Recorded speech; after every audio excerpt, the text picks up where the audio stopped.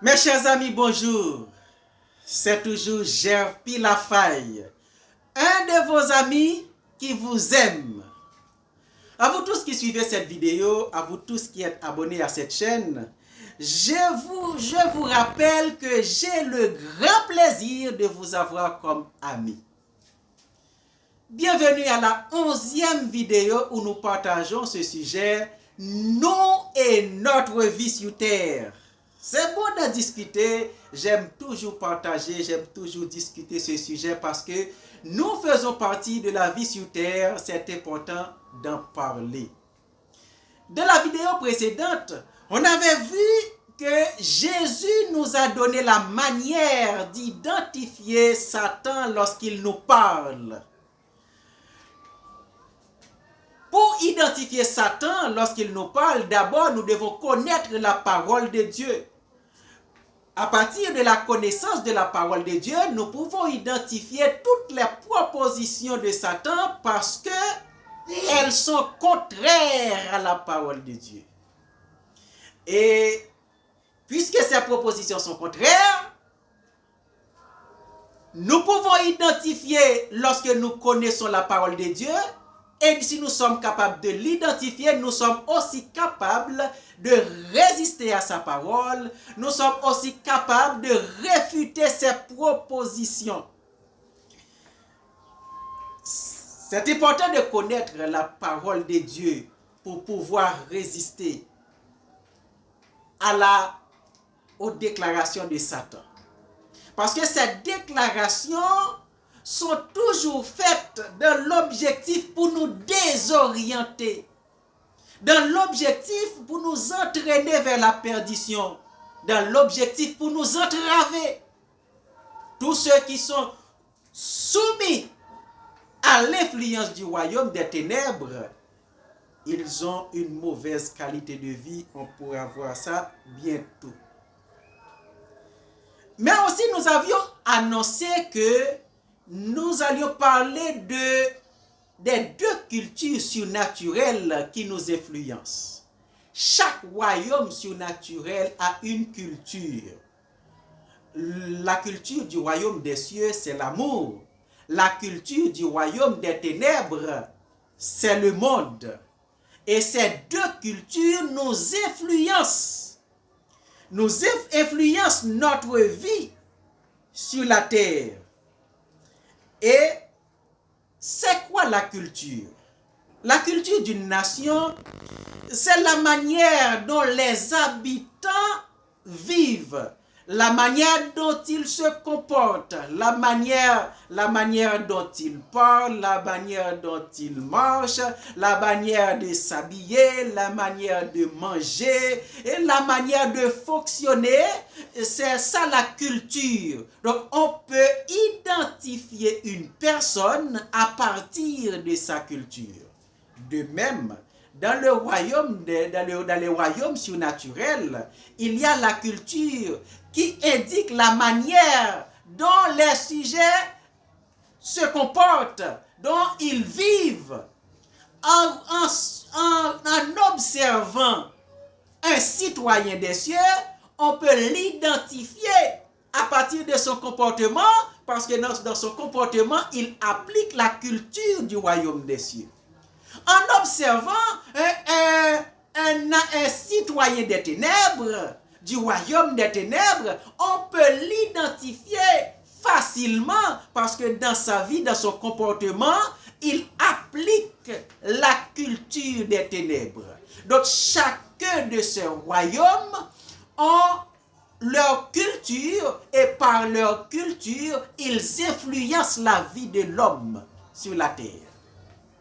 Maintenant, la culture du royaume des ténèbres s'appelle le monde. En parlant de le monde, qui est la culture du royaume des ténèbres, il ne s'agit pas du monde cosmos. Il ne s'agit pas du monde géographique.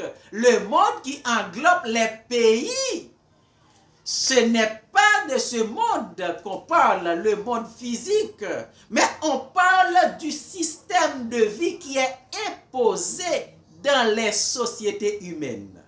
Ce système de vie qui est imposé sous l'influence des ténèbres, dans ce système de vie, il y a un ensemble de pratiques qui sont conformes au royaume des ténèbres. Il y a des pratiques immorales, il y a des pratiques abominables et qui sont normalement appliquées dans cette culture.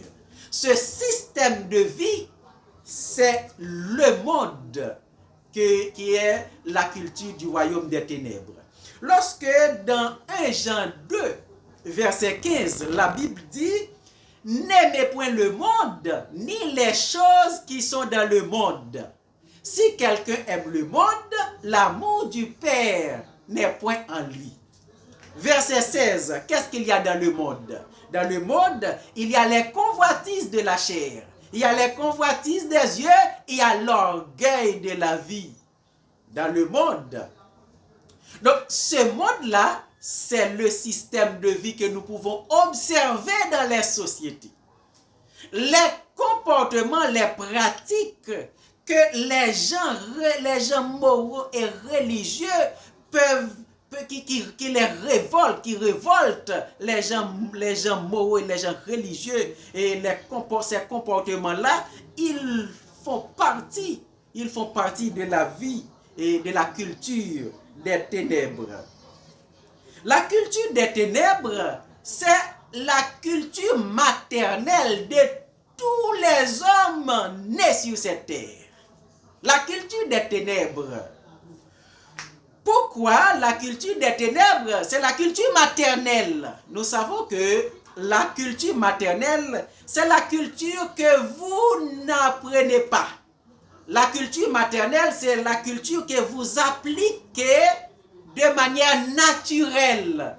Vous êtes citoyen de votre pays, mais la langue qu'on parle dans votre pays, vous ne l'avez pas appris quelque part. Et la manière de manger, la manière de s'habiller, donc vous les appliquez de manière naturelle. Vous ne les apprenez pas. Mais pourtant, si vous devez quitter votre pays pour aller dans un autre pays, à ce moment-là, vous allez devoir apprendre la culture de ce nouveau pays pour pouvoir y vivre. Vous devez apprendre la langue, vous devez apprendre la manière de manger, la manière de fonctionner pour pouvoir fonctionner aussi. Parce que dans chaque nation, il y a une culture différente. Et bien de même, dans le royaume des ténèbres, la culture du royaume des ténèbres est votre culture maternelle parce que ce sont les ténèbres qui dirigent le monde. Le royaume des ténèbres est établi sur la terre et sa culture, c'est de sa culture que les sociétés sont organisées. C'est dans sa culture que les sociétés sont organisées. Par conséquent, les éléments culturels de ce royaume sont appliqués dans la vie de chaque humain dès le berceau. Ces cultures-là, ces éléments culturels-là que la Bible appelle les fruits de la chair, on peut les observer dans le comportement des bébés et des enfants. Depuis bébé, dès le berceau, vous pouvez remarquer ces éléments culturels. Dans Galates chapitre 5 et verset 10, à partir du verset 19, verset 19 à 21, il est écrit ceci: Or, les œuvres de la chair sont manifestes. Ce sont l'impudicité, l'impureté, la dissolution, l'idolâtrie, la magie, les inimitiés, les querelles, les jalousies, les animosités, les disputes, les divisions, les sectes, l'envie, l'ivrognerie, les excès de table et les choses semblables. Lorsqu'on dit les choses semblables, donc il y a encore un ensemble, une infinité d'éléments culturels il y a encore les choses semblables à chaque élément que je viens de citer. Et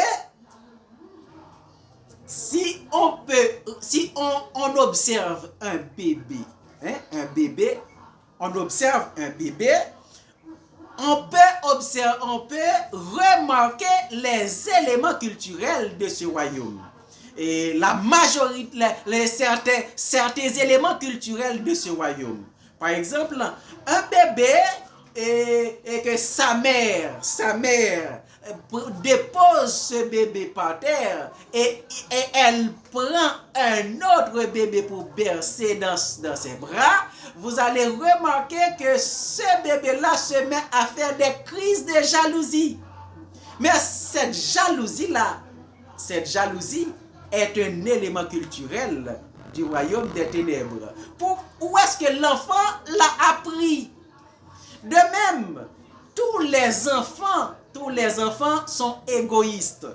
Et si vous donnez quelque chose à un enfant, que ce soit un petit enfant, et après vous lui demandez un peu là-dedans, vous lui demandez donne-moi un morceau, donne-moi ça, il va dire non, mais il va refuser.